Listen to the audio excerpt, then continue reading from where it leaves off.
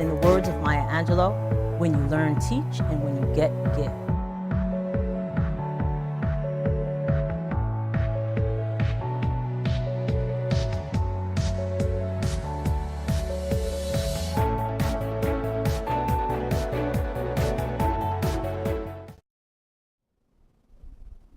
Welcome to Conversation with Verdel Jones. I'm your host, Verdel Jones.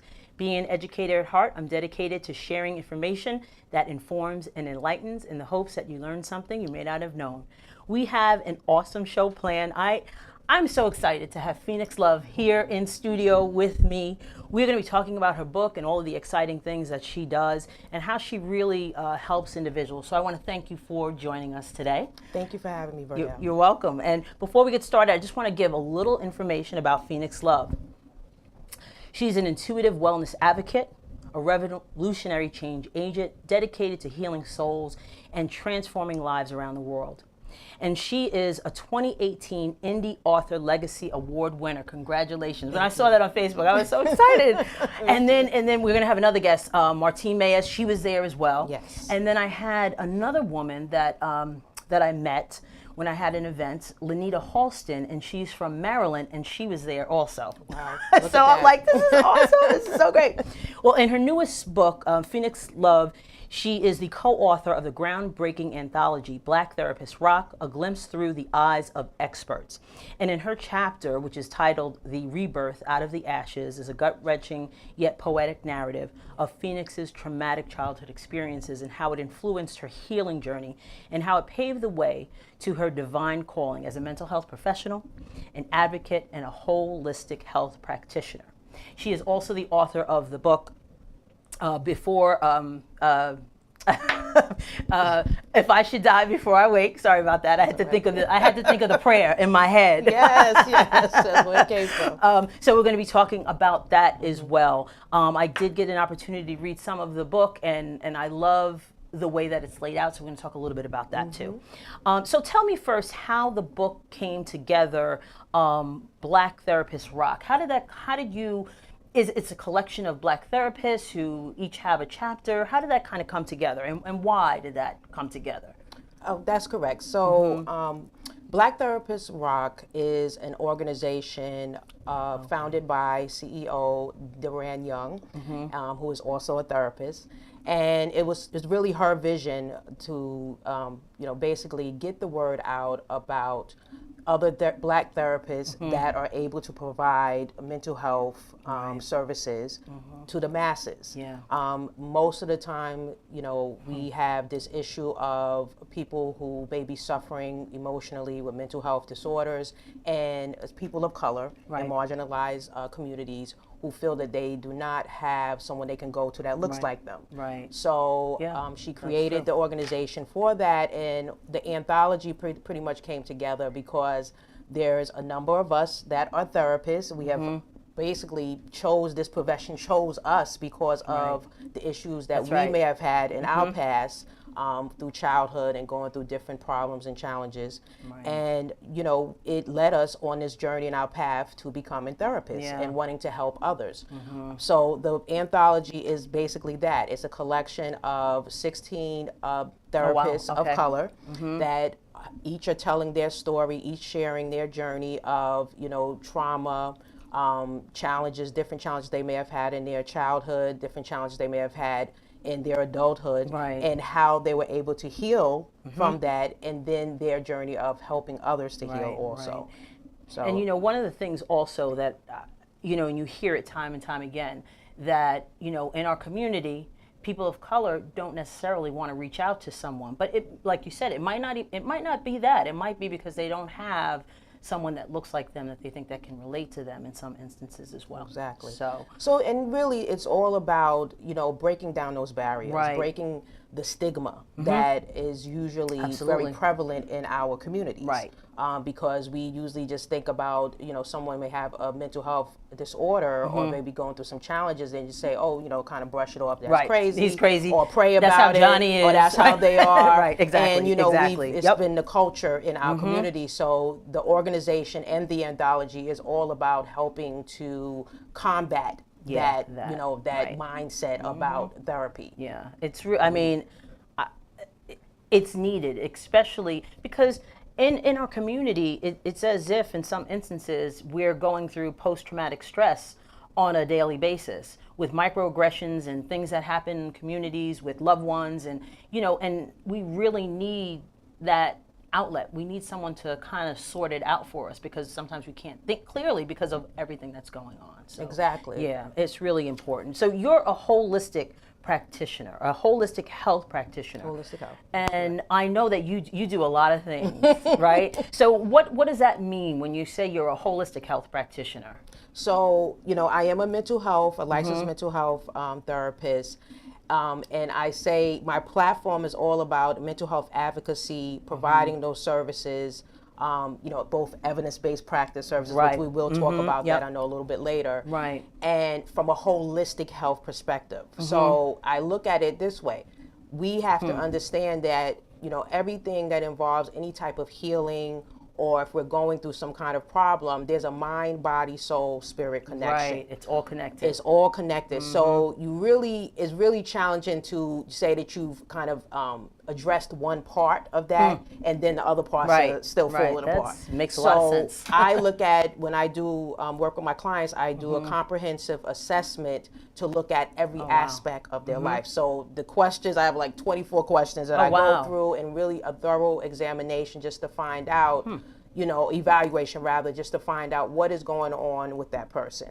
Just so that, and they may come to me with an emotional issue, it may be a physical issue, it may be a spirituality issue. Okay. So we look at every aspect It's comprehensive. of that person. Exactly. It's very comprehensive. Exactly. Because I know, and I shared with you, I've been to counseling before, and I did find it beneficial, but never was I asked any other questions except the issue that I was bringing to the table, And that is the typical westernized kind of methodology that is used, especially when it comes down to people of color. And this is what happens sometimes when we go to seek help, whether it's for mental health or it's for physical health. There are just certain things that are just left on the table, or it's missed, or we're misdiagnosed constantly. So this is really what, I've worked, my background was working in psychiatric care, so working for psychiatric hospitals for both adult and children. Oh, wow. And just going through that process of being a therapist, a primary therapist, and then later an administrator, where I was dealing with policy and making decisions and running a department. You just get to see a lot. Yeah. And you get to see a lot where you're right. saying, you know what, there has to be a better way. There has to be a better way, right. Okay. So you talked about the evidence base. So with 24 questions that you ask someone, it has to be evidence based. So kind of talk, because people, they hear that term a lot. What does that actually mean, and how does that play out in your practice?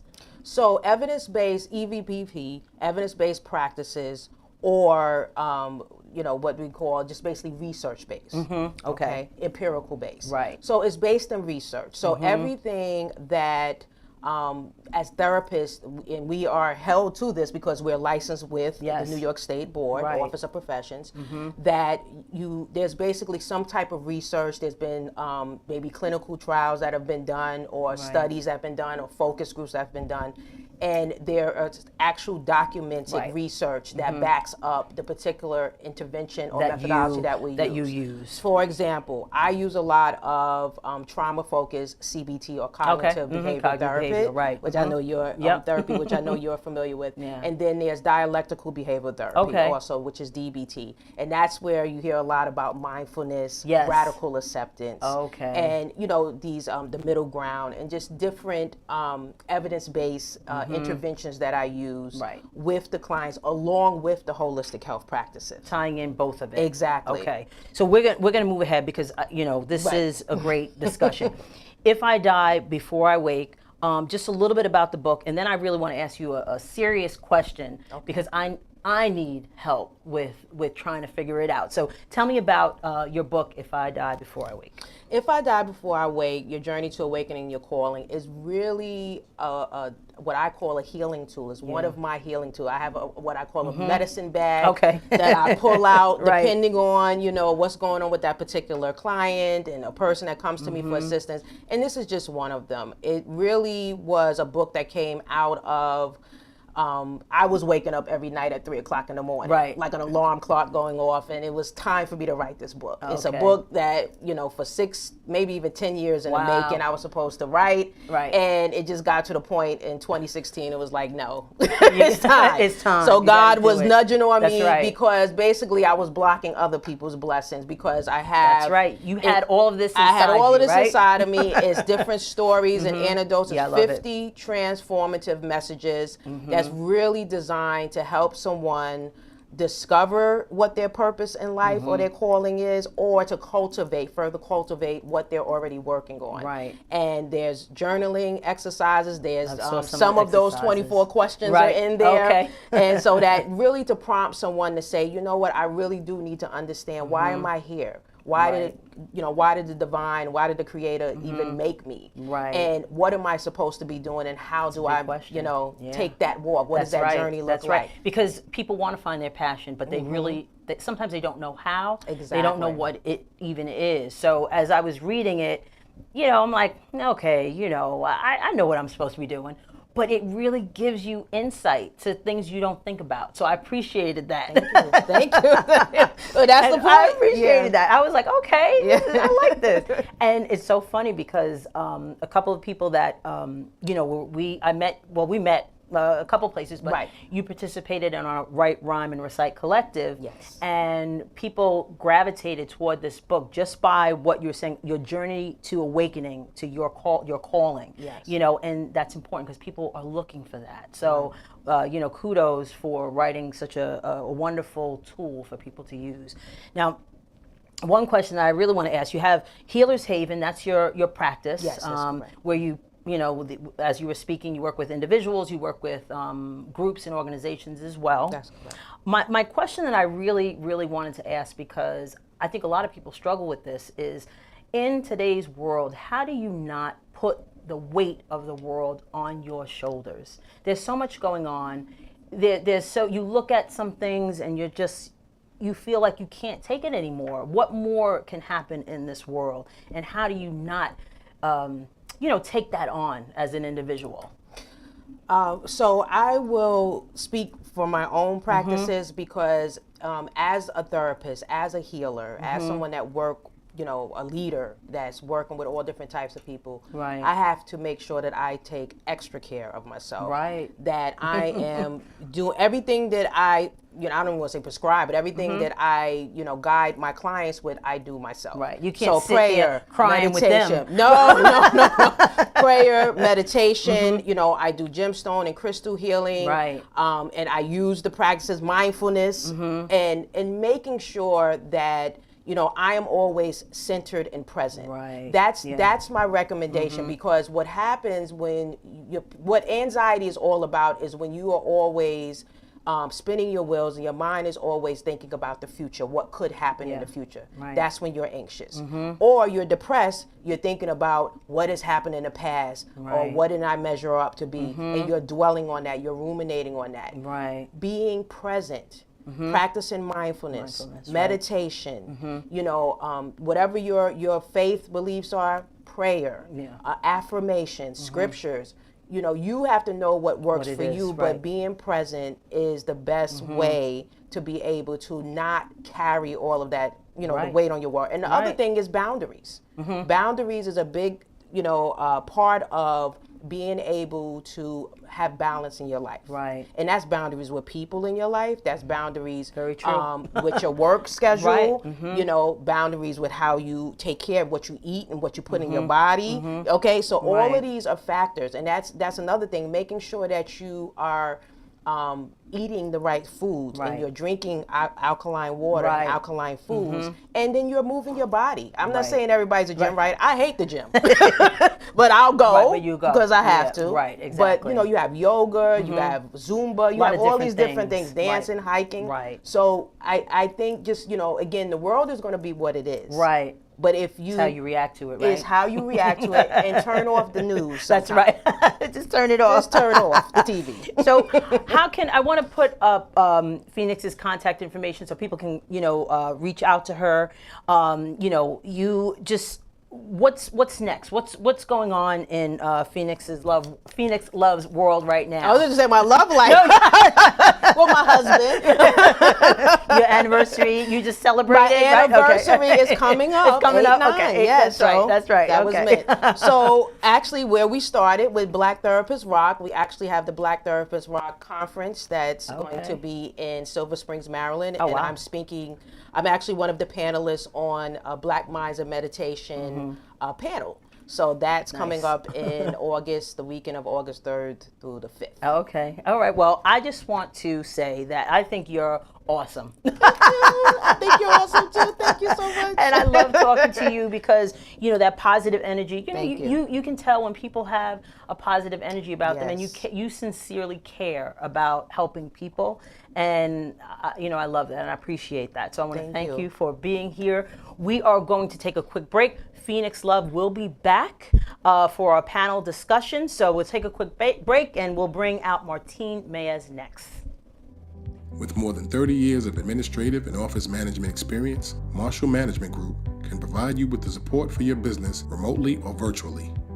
So what type of services do we provide through virtual assistants?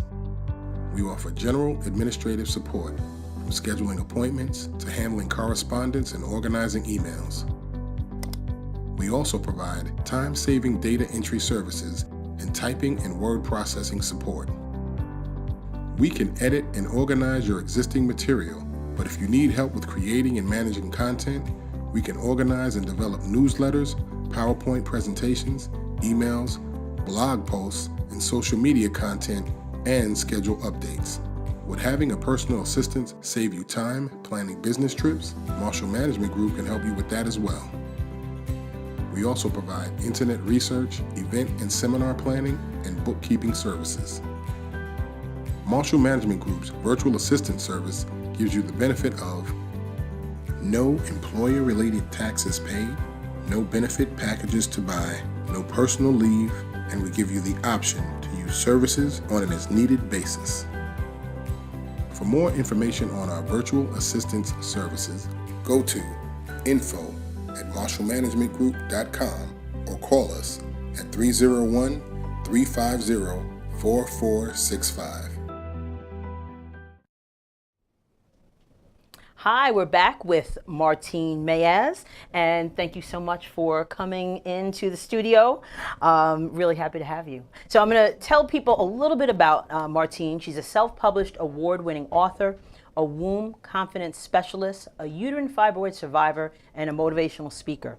In her new book, Faces of Uterine Fibroids, Untold Story of a Woman's Biggest Secrets, women share their stories about their fibroid tumor journey. And as a fibroid warrior and a survivor for 21 years, Martine Mayes has devoted her time to consulting, advising, and supporting women with uterine fibroids.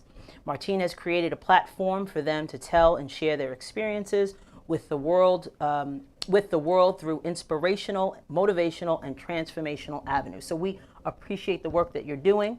Fibroids it's prevalent. And I'm so happy that you're here to discuss this, because there are so many women out there that suffer from fibroids. Either they don't know it, they don't even know what it is. So what I would like to kind of do is talk about what uterine fibroids actually are. What they are, they're non-cancerous tumors that actually grow on the outskirt or the insides, or sometimes both, of the uterus. You know, and the thing about it is that they're very silent. You may have them without even knowing, like you stated. Yep. When they start to bother you, then that's when they become very serious. Right, right. So why did you decide to write the book? Well, my journey is 21 years with uterine fibroids. Right. So I had them from half of my life. Right. You know, I was diagnosed with them from the age of 19 years old, and at that time, being very young, I was told by a women OBGYN that it would probably be best for me to get a hysterectomy because at how 19, old? because my condition was bad. Basically, at 19. she told me. And I was suffering. I had heavy bleeding, abdominal pain, pelvic pain. There are times where I dealt with inflammation of the legs. I was always anemic by the time I started my menstruation. So it just got worse in due time. And it didn't matter how many different type of supplements I took, whether it was iron pills or I dealt with herbs or I was juicing. I did everything you could possibly think of. But the thing about it, many of the strategies I used organically helped, but my case was peculiar because I also had fibroids inside of my uterus, as if I was carrying babies. Wow. And those are the ones that were really giving me major problems. Right. I could not get rid of those. They were literally sucking on my blood. The blood was their blood supply. Right. So, and talk about that a little bit, because I have fibroids as well. And that was one of the things that I didn't know, that they take the blood away from you. Yes. That's how like they their survive. food, right? Yes, that's how they survive. Right, yeah, which was, I had no idea. Yeah. So not only if you have, a heavy menstrual cycles, you're losing blood that way, and an abnormal amount, let's say. Yes. But they're also sucking the blood from your body. So that's why you were iron deficient. Very iron deficient. Right. Very iron deficient. It came to a point where it was dangerous. And being iron deficient, what people don't understand is that it may turn into something related to the heart. Okay. So by the time I reached my 21st year, I was on the point where I could possibly have heart failure. Wow. Because my blood supply was very, very low. Wow. Very low. And you talk about glasses of ice. Yes. In the book, I mentioned how I used to be an ice crusher. Yeah. So was and I. let me tell you, I never knew that being anemic makes you eat ice. Isn't that why? I mean, isn't that odd? And the reason why, when I started doing research and I Right. said I need to know what's going on, Right. well, the ice actually gives you oxygen. Oh, interesting. Yeah. And what we need in the blood is oxygen. Wow. Isn't the body amazing? It is. And it's like, as soon as really is. you would eat the ice, you would feel Feel better. Right? It's so true. Meanwhile, it's so true. it's only a small amount of relief compared to the oxygen that you actually need. It's just, when I read that, I was like, yep. So the I can truth relate. about it is that when you're highly anemic and you're dealing with a very low oxygen. Right, So, exactly. So that's why. yeah, we turn to ice automatically. We turn to ice. That's the brain It's does so- that. Yeah, That's the brain. It's amazing. It's amazing. So you talked a little bit about physically what you were going through, but how did it affect, or how does it affect women mentally as well? Ooh. I just had a conversation in my car before this because I speak to women on a daily basis. Okay. And that's how I counsel, through some coaching. Okay. And let me tell you, it affects us mentally on a very, very high rate. Right. It's unbelievable. I remember for me personally, being in school was difficult. Right. Being able to concentrate, being in college, being able to finish. Everything was just such a hard, task going Right. from one end to another. It's like you're sitting here and you're looking at a bottle that you can just reach out and touch. But before you could get there, you have to go through so many curves. Right. And that's the way life was for me. Right. And a lot of women identify to that. That's right. But another thing that I really want to share when we're talking about the mental is that we all have to understand, and as I do more and more research, that fibroids, the condition itself is hormone based. It's a hormone imbalance that we tend to have that we don't understand. Right. And the reason why the body develops the fibroids is because, first of all, we have too much of a high dose of estrogen. Some of us with polycystic ovaries have too much of a high dose of testosterone. Okay.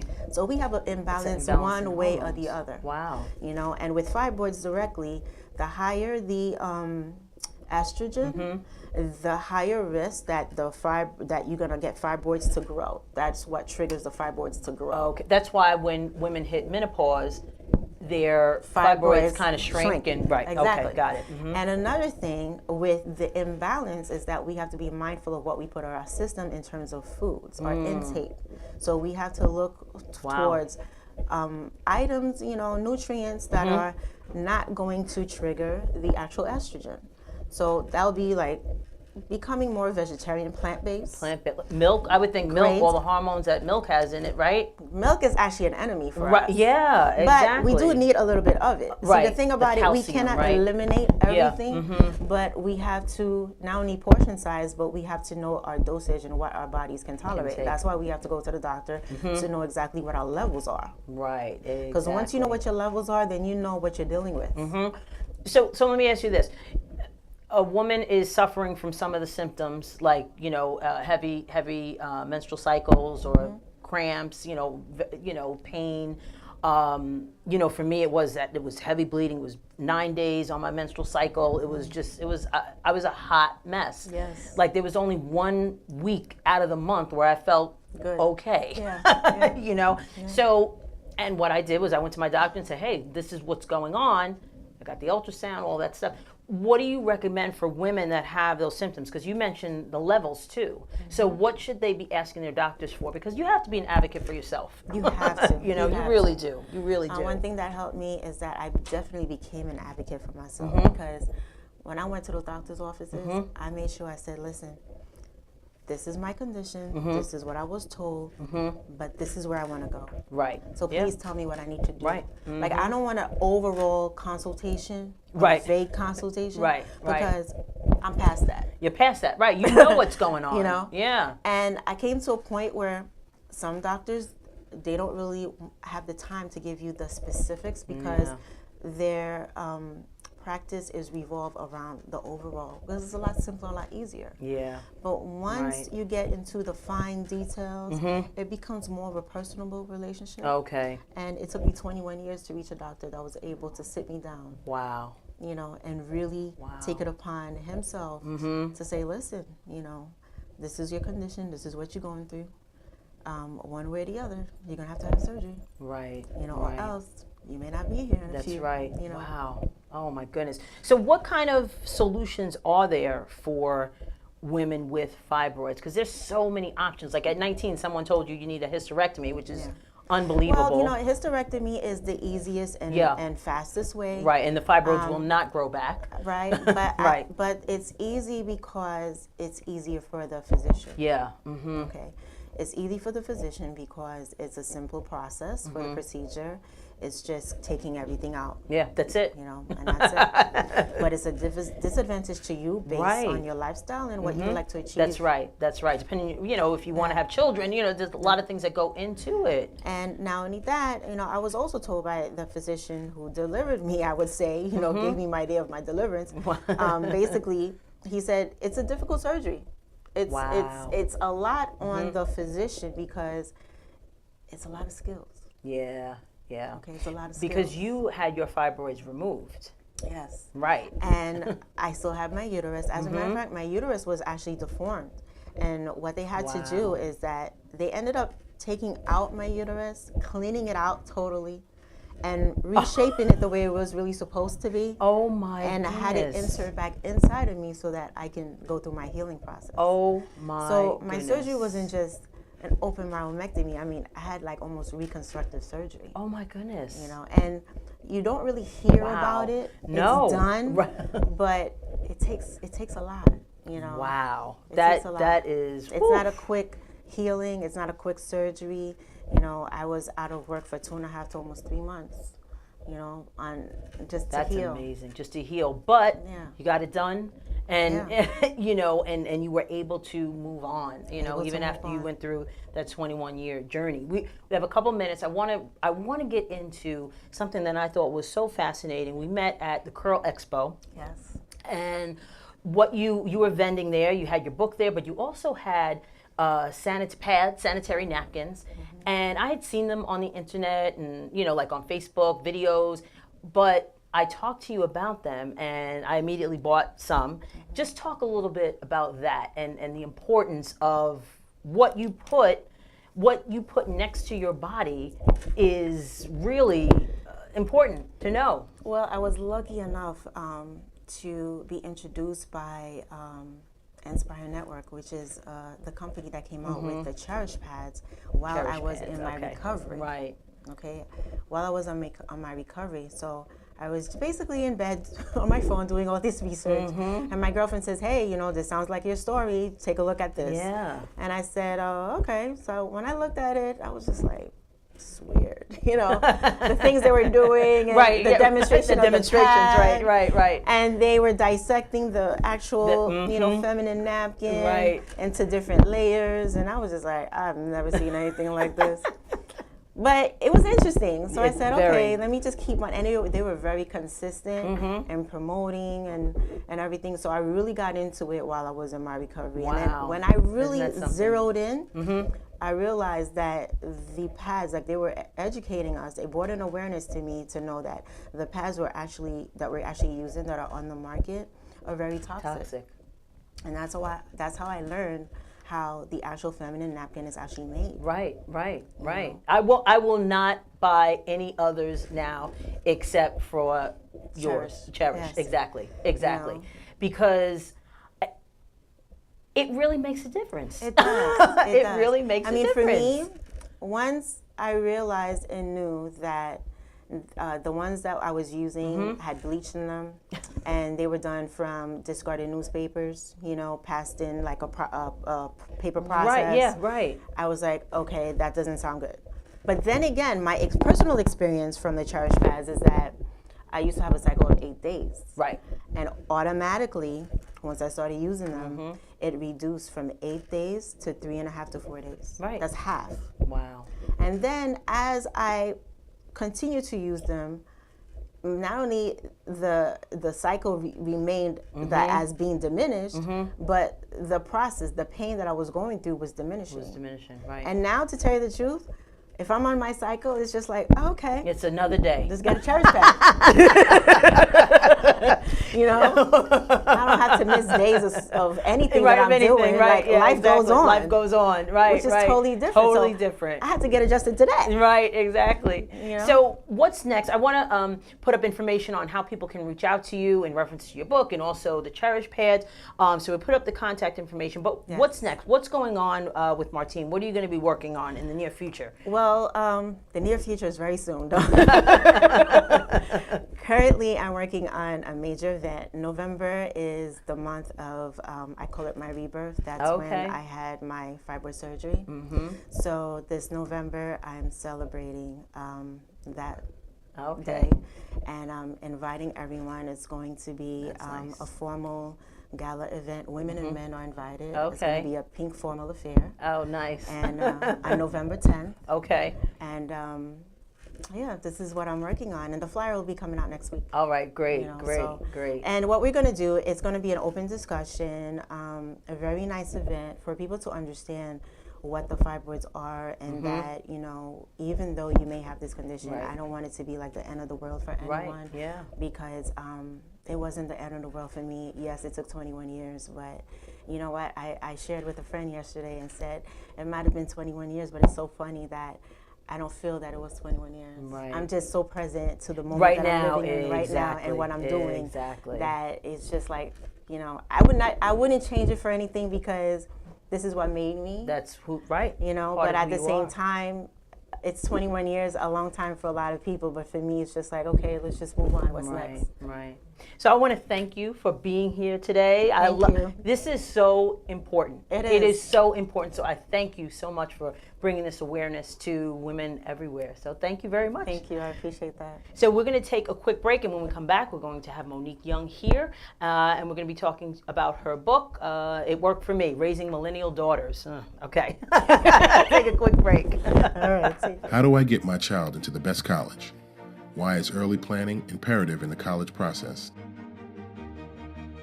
In her new book, The Parent Agent, Verdel Jones answers these questions and more. What does it mean to be a parent agent? As a parent agent, you represent your child to help them get into the college of their choice. Strategies learned in this book will help you create opportunities for your child that will develop them into successful individuals. Verdel Jones is an experienced educator with over 20 years' experience. She has personally visited hundreds of college campuses and holds extensive knowledge about the higher education selection process and has helped hundreds of students. She has also successfully been a parent agent for her own children. In her new book, The Parent Agent, you will be given concrete information on how to visit colleges, learn why knowing your child is critical in finding the right college, understand why starting early can make all the difference in keeping your child on track for higher education, gain an understanding of the financial aid process, and discover steps needed to financially plan for college expenses. You will also receive useful resources and checklists to keep you organized and focused. All of this information and more is contained in Verdel Jones's new book, The Parent Agent. So let this book be your guide through the college process to get to the end goal, your child enrolling into the college of their choice. To get your copy of The Parent Agent, go to deliteach.com and order your book today.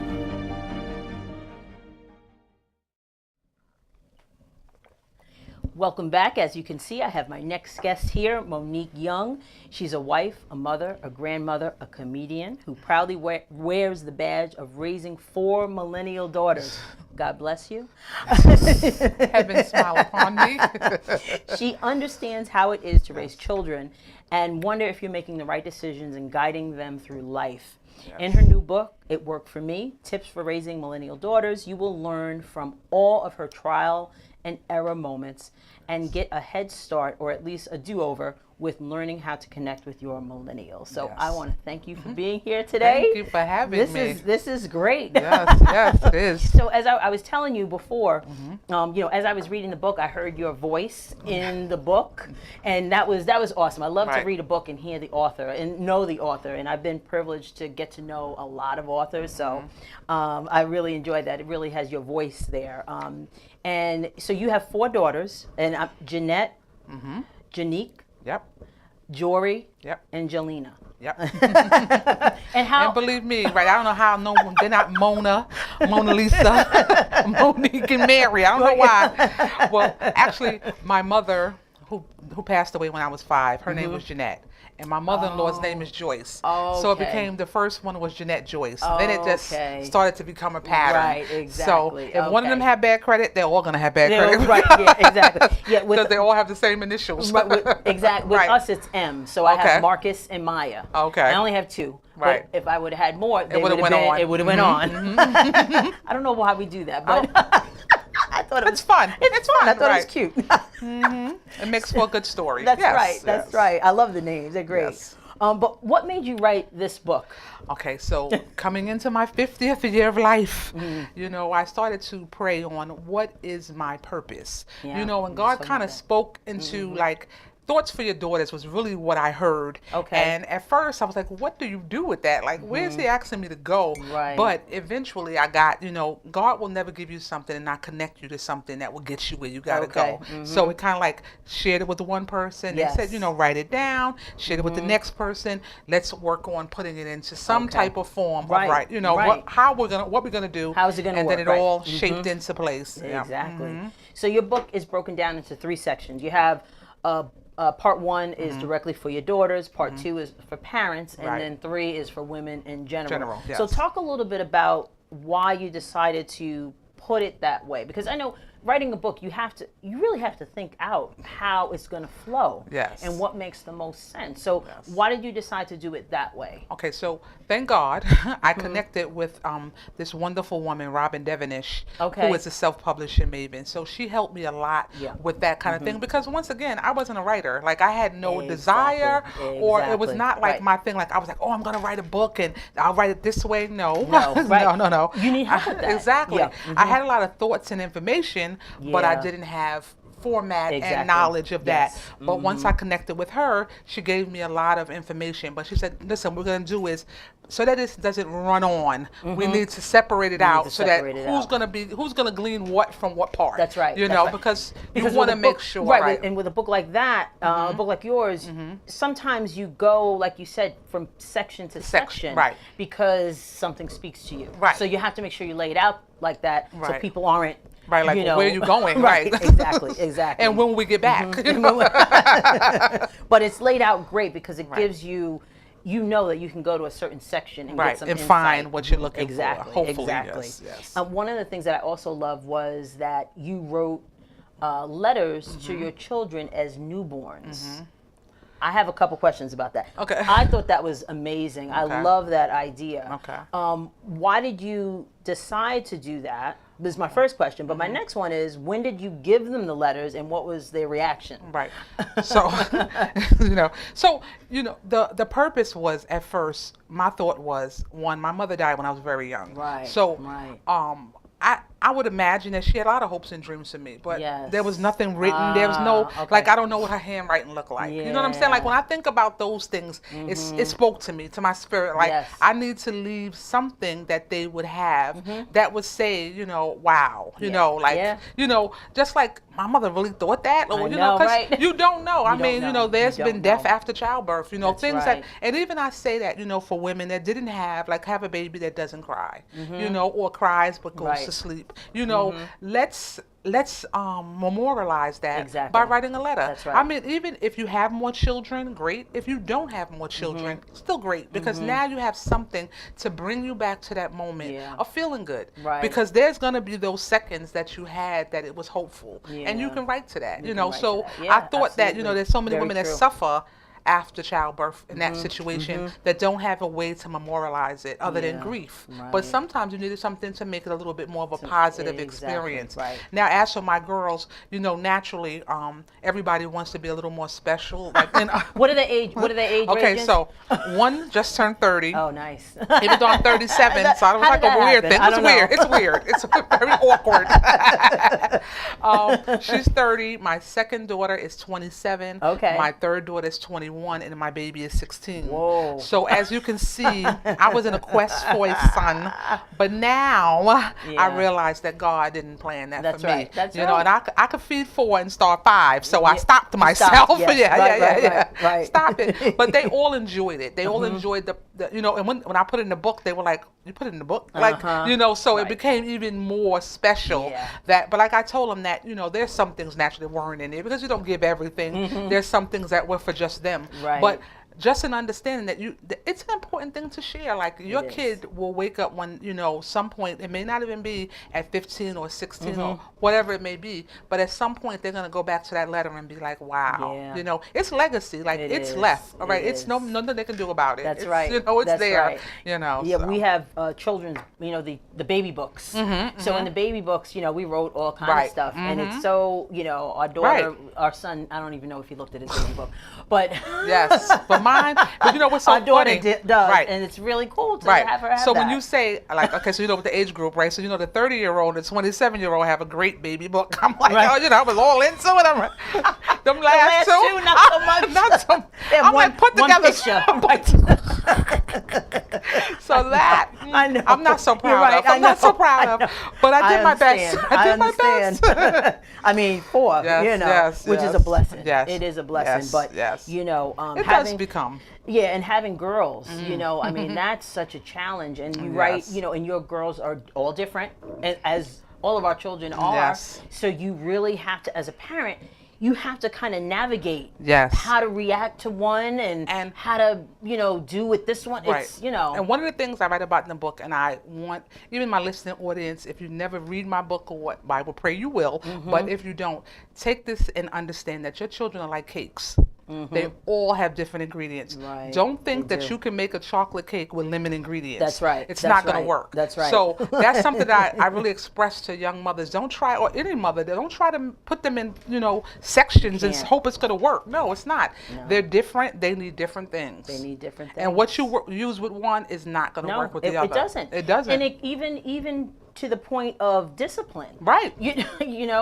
Our son, we would take away things, and he would be upset. Right. Our daughter, she was never on punishment before. Right. Because that's not what, she was just never on punishment. Right. It wasn't necessary. It wasn't necessary. So they were very, he very would do different. Silly, and it all had to do with grades with him sometimes. Right. She was a great student. Right. He was going to be a great smart student. He was going to be a great student. But didn't open up a book. Exactly. So you have to know your child. Exactly. You have to know and be your fair. child. And be fair. And don't think that you could do with one what you do with the other. And always focusing on that. Well, with your sister, Right. No, because it's not going to work. It's not going to work. It's not going to work. So there's a couple of sections that I wanted to kind of, talk about. The first one was sex. There was talk. You wrote about sex in the book. How do parents have that discussion with their children? It's not an easy discussion. It's not. And a lot of us it's are natural, right. But it's not an easy. It's not easy. Right. But you know what I always said? I don't want a 14 or 15-year-old boy to give my daughter a discussion on sex. Because he's going to have some really great ideas that will not be aligned with my principles. That's right. So I'm going to give the conversation. Right. And not only that, though, I think that if we teach our daughters and our sons to value themselves, your virginity is a gift that should not be given lightly. You know, it should not be like, don't be fresh or don't be nasty. My mother's like, don't be nasty. What does that mean? So if I wash up, I'm good? Like, what does that even mean? What does that mean? Right, yeah. What does it even mean? Like, but if you express it, like I told my daughter, if you can trust him in a room with $1 million, then you can trust him with your body. Right. Yeah. But you're not going to trust nobody with $1 million quick. You ain't going to meet somebody on Monday and let them buy your money on Tuesday. I like that analogy. Think of yourself in the same manner. Exactly. You know, I would love for them to wait till marriage. I mean, naturally, that's always what you give them. That is what you tell them. But I'm realistic as well. Yeah, exactly. I don't want you to be ashamed of what you do. I want you to, you know, if you do it bold. Right. Know that this is what you should do. What Right? You know what I'm saying? right, Stand, be proud of the decision. That's right. Don't be in the corner ashamed of it because you know, like I said, you met them on Monday and it happened on Tuesday. Because now you're looking around going, I hope nobody finds out. But it doesn't matter if anybody finds out. Exactly. You know. You know.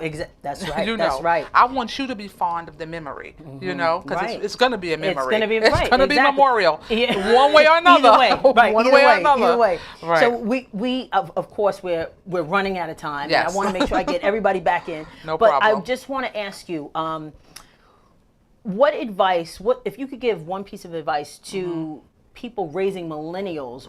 What would it be? Compromise, not control. This is I'm telling you that the lesson that I learned early on was to compromise and not try to control. Because my ultimate plan was for us to get along and for her to trust me. So if I learned to compromise and give her the room that she needed to grow and to respect her own decisions, because that's a big thing. Let them have their own decisions too. Because you got to live with the consequences. That's right. That's right. But you know, so if I could give you that, compromise over control. Control really doesn't get you far. Right. Right. So I'm gonna put up some contact information so people can reach out to you. They can purchase your book. We have your website, your number, and all of that. Yes. What's next? What's going on with Monique? Well, I'm hoping that after today, my phone won't stop ringing. That's what I'm going with. I can come make you laugh. I can come be serious. What you want? You know. Right, so you do speaking. Right, I do like, speaking. okay. You know, I'm available to speak. You know, to groups regarding our girls, even our boys. It's they're children, so it does not really matter. Right. You know, I love to make you laugh. Yes, you know, laughter is a merriment of the soul, for the soul, and we all need to laugh more because there's surely enough to be sad about. You know, so you know, so that's where I am. You know, our book engagements as they come along. You know, I have nothing pressing right now, but you know, I'm sure that's going to change. Too? Yes, so I'm sure that's going to change. Yes, that's right. We're about to change today. That's yes, right. yes. So Monique, I want to thank you for coming on the show. Thank you for the opportunity. I really, you know, you have such a lively personality, and I just love the information that you put in the book. It really comes across because you have a voice. Yes. So it really comes across in the book, so I appreciate that. Yes. So what we're going to do is we're going to take a quick break, and then we're going to come back. We're going to have all three awesome, outstanding women come back, and we're going to have a little conversation.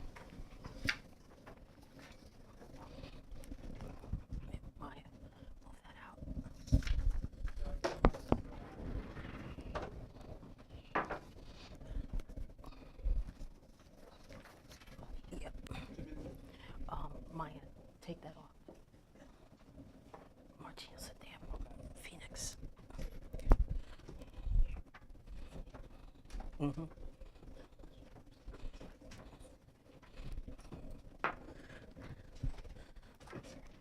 go. There we go. We are back, and I am so excited to have these fabulous women at the table.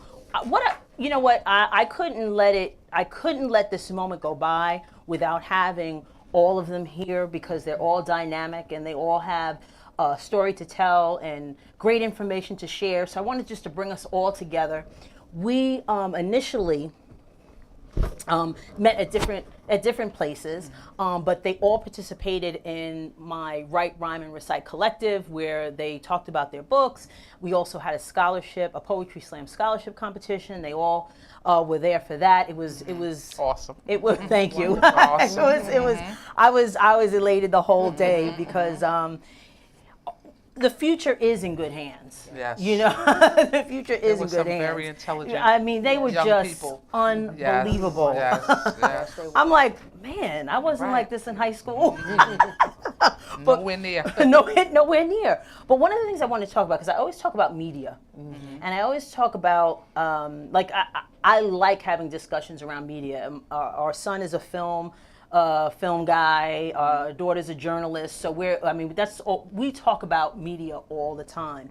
And one of the things that I wanted to get your take on was how media impacts the way that Black people are portrayed. So, and one of the things that I kind of ran across, because I thought it was very interesting, that we all live on Long Island. You live in Queens, but right, but I'm on the outskirts. You're on the outskirts, right? Long Island is one of the most segregated Always have It is. areas in the country. Right. Not New York, the country. And one of the things that I was taking a look at, it's people of color. The population in the suburbs has increased. Yes. So we're living in the suburbs, but it's still segregated. It's more segregated, or as much segregated as it was, 30 years ago. 50 years ago. And one of the reasons, they kind of speak to is Levittown. We all know Levittown. World War II, they made these houses. Black people were not allowed to buy these houses. It even said that they're only for Caucasians. And so we started off moving to the suburbs at a disadvantage. Right. So having said that Long Island is very segregated, how do you think media, because basically what I'm saying is they don't know us. Right.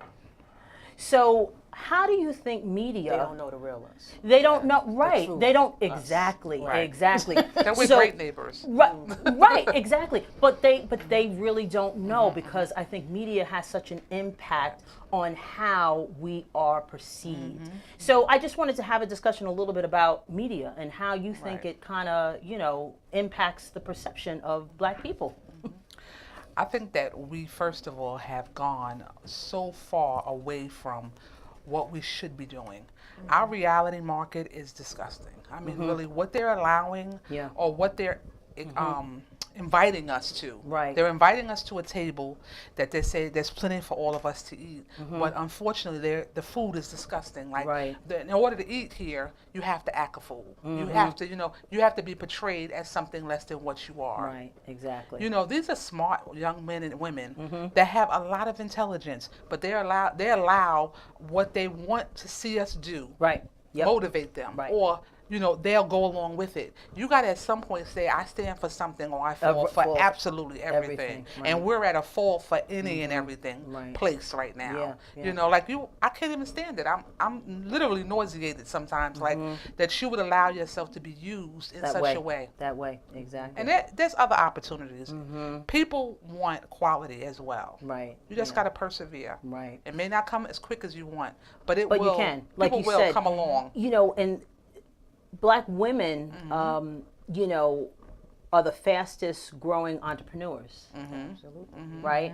I mean, all of you are entrepreneurs, but yet we don't see that. Right. We don't see that in media portrayals. We see it in social media, but it needs to be more prevalent Right. in the news and the TV programming. Right. And I think it's slowly there, but we got to remember, and I like to say, we are living in a time of a collective disturbance. Yes. Okay. And it's a mindset. It's a Right. mindset. It's a mindset that is historically based in what this country was built Right. on. You Yeah. talk about our history. Right. You can't slavery. negate that. You can't negate it. Right. Yes, I spoke about earlier, you don't want to look back and get depressed. You don't want to look Right. too far and get anxious. Right. You do want to be present, but there is that is a fact. And like I said, they don't know the true us because one, like, you know, Monique was saying, that what are we putting out there? What are we allowing ourselves to be, how we're allowing ourselves to be portrayed. Used, And then because we know where the power is, but we have to be able to take back that power and recognize the power that we have within. And that's where really cooperative economics within our own communities and doing exactly what you're doing, which is what I commend you and your husband do here, Verdel, because we need to have that control. We need to control the media. That's right. And that's part of the issue. It is. You know, one of the things that slowly but surely a lot of news outlets that highlight what's going on in our community are not there anymore. Absolutely. Right. And that's the saddest part. Because you know what? They're not looking to really portray on anything beautiful that's local that's happening. Right. They're portraying on the big picture and what everybody else is looking at. Right. And unfortunately, what the big picture is, a lot of it is maybe reality TV Right. or what's on the mainframe news, and it's not favorable to us. It's not favorable. It's not. Exactly. It's all negativity. Right. You look at, we used to watch Roland Martin. We didn't watch it when he came on, but we watched it when we got home at night. His show's gone. Absolutely. Why? Melissa Harris Perry. We were faithful Melissa Harris Perry watchers. Right. She came on Saturday and Sunday. Gone. Right. You know, Wasn't, so you. wasn't Travis? What is his name? Oh, Travis Smiley. Travis Smiley. Right. That I was think another- I think he has some issues. Well, though. I was going to say, I think he has some issues. But when he was when he was in his game, Right, You know, yeah, we could some other enjoy. stuff. He And brought what- some good stuff to the But table. you what know. happened to Michael Baisden? Michael, Right. What happened to him? Well, remember Jenna 6? Yes, Gina Nine. Was it not? I know exactly what you're talking about. Yeah, he was very active in that. Right, that's when everything got shut down. See, anytime you start to express yourself and you have a voice and you have a platform. Yeah. Like I'm even, mindful. I have a platform. That's Even right. with my show I do on Facebook Live. That's in right. My own Yeah, little world. that's right. But I use You have to that be mindful of that. platform and I'm mindful, but I'm also saying, look, this is the information that we need to know in our community. 100%. I And agree with take that That's right. responsibility. That's right. So- That's why I am so happy that I have all of you here, because you are sharing, and that's my whole, I'm an educator. So I want, like I say, I want to share information that informs and enlightens, so you, in the hopes that you learn something you did not know. Where would you get this information? Right. That's positive. That's, given to you in a way that you could take it in. Right. And That's with edible. people, that's right. And, That's edible. and it's from people that look like Right. you. Yes. Right. So Right. I want to thank all of you for the work that you do. It's so important. Just getting that information out to people. It just makes me excited. Because it's see so, more of it. that's Yes. right. It's so Yes. helpful. So that's why I Yes. And love it's doing contagious. this. It's Yes. contagious. It's I contagious. love doing Yes. this because I want people to get the information that they need. So I think we are running out of time, 1 minute. So I just want, to thank all of you for being here, Martine, Monique, and Phoenix. I think you guys are so awesome, and I'm so happy that we made the connection, and that you were able to share information with everybody. So I want to thank everybody for watching the show. Yes. Please make sure that you look at the contact information for each of these ladies, and that you purchase their books. They have a lot of information. They also speak. And they can come to you to share this information with the masses. So I want to thank everybody for watching Conversations with Verdel Jones.